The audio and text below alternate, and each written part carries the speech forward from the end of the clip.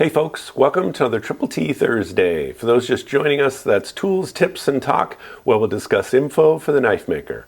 I'm really excited to show you guys this tool today. I've been using this for a couple of months. I even used it in my apocalyptic challenge build from last week. And what I'm talking about is a grinding jig. I know I don't normally like grinding jigs, but this one sets all the other ones to shame. Let's go take a look.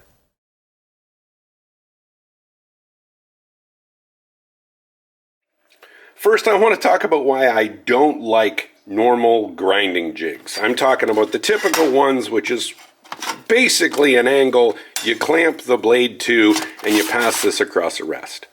I find them very cumbersome. I think it's way too time consuming to be bolting blades to these things, and then you got to unbolt it and switch it, because I switch back and forth quite often. Especially when I'm at the finishing stages to make sure that the bevels are the same. So I find them a pain in the butt. Also, there's some limiting factors. You can't do some inside curves, and just not having the blade in your hand is a problem. So I tell people, you might as well not even start with one of these, because you're going to go to a freehand grinding eventually. That's why I don't like these. Certainly they have their uses. And by the way, this is a hand rest for the sand shark, not actually a jig. So let's take a look at Oliver Tobin's grinding jig, and I'll tell you why it's different. So here's a look at Tobin's grinding jig. And it's pretty straightforward. There's a tool arm that goes in a tool arm receiver, and this basically acts as a rest.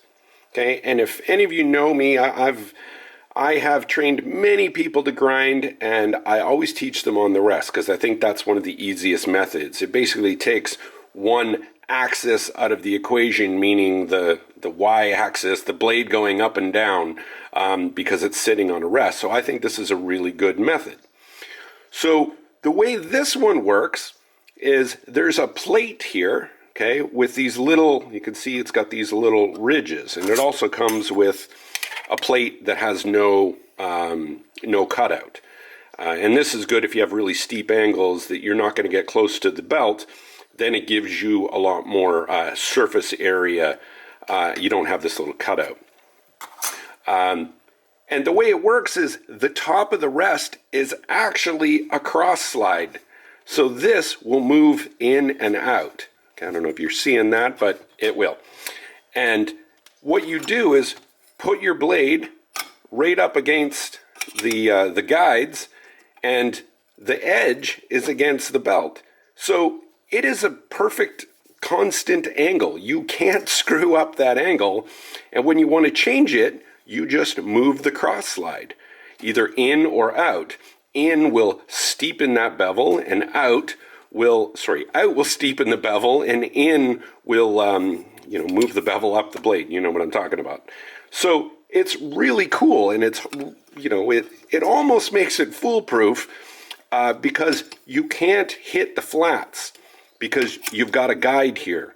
Okay, the only time you'll hit the flats is if, and I've done this on a really small knife, you can actually do that. But this really excels on long blades where it's touching both of these guides. Or you use the flat plate. If you saw my recent apocalyptic challenge build, I did my longsword on this. And I did the first bevel by hand, and it took me over an hour. Then I used this grinding jig on the other three bevels, and I did all three bevels in an hour. Less than an hour, probably 45 minutes. So it was so easy to keep these just constant and get a perfect angle. I even went back and did the first bevel with this jig. So that's not all. There's another little attachment here. It's got these two pegs where you drop this here. So now you've got a little lever, okay, to push against the blade, which is really cool. And then this thing flips over and goes on either side. So it's got basically like a push stick. And it's got two bearings, okay, which just rolls against your blade. If you're concerned about the bearings, it also comes with these nylon bearings. and you can replace those. I haven't done that yet. I probably will.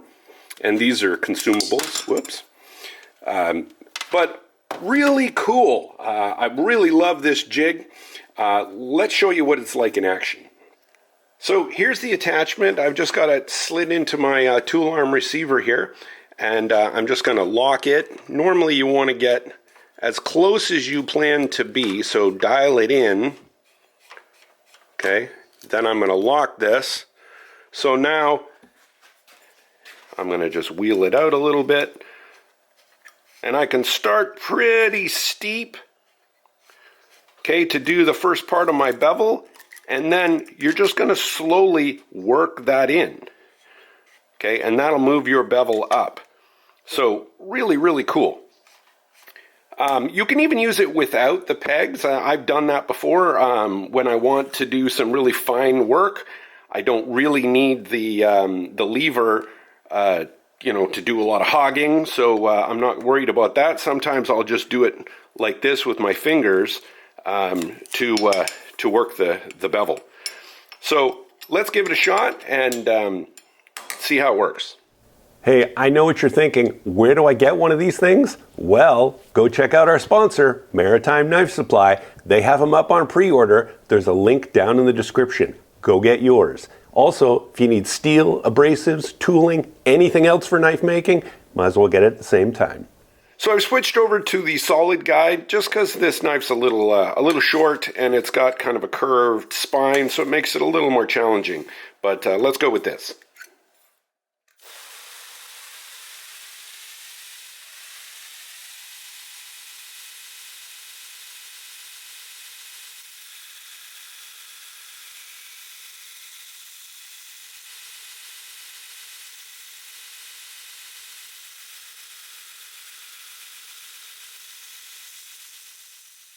Because of the drop point on this knife, I had to drop the handle as I moved to the side, which is what I'm learning here.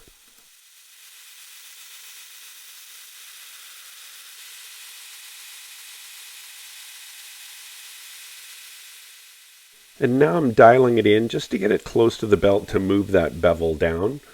It's important here that I'm showing you all of this in actual time, not sped up.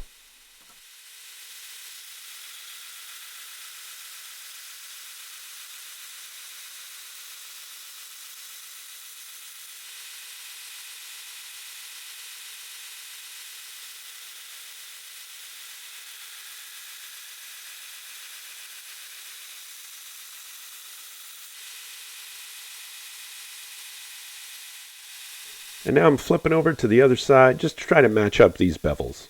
Obviously, I didn't take the bevel up very high, but I'm showing you guys the idea.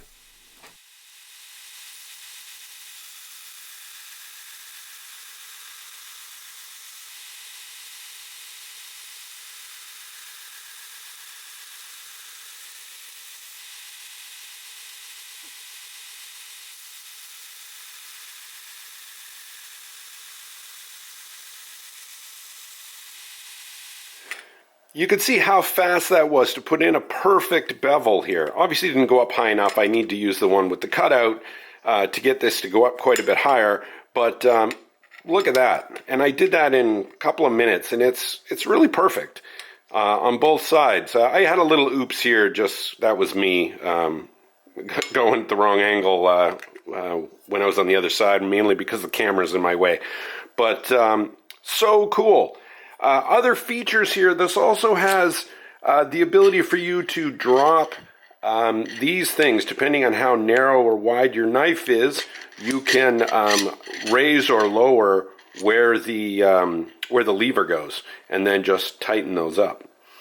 So that's really how simple this grinding jig is. I'd love for this to be a 20-minute video, but it's so simple, this video is going to be pretty short. So yeah, definitely go check it out. If you want something to get those perfect bevels, go get yourself one of these. I'm so happy with it. Particularly things that are really, really long that I always have a problem with, like swords or long Bowie knives. you know, I got 2 katanas on the way. I definitely will be using this jig to do the bevels on those katanas. All right, folks. Thanks for joining me. Definitely go get one. Links down in the description to get them on pre-order from Maritime Knife Supply. Go check them out. Thanks for joining me, folks. We'll see you on the next one.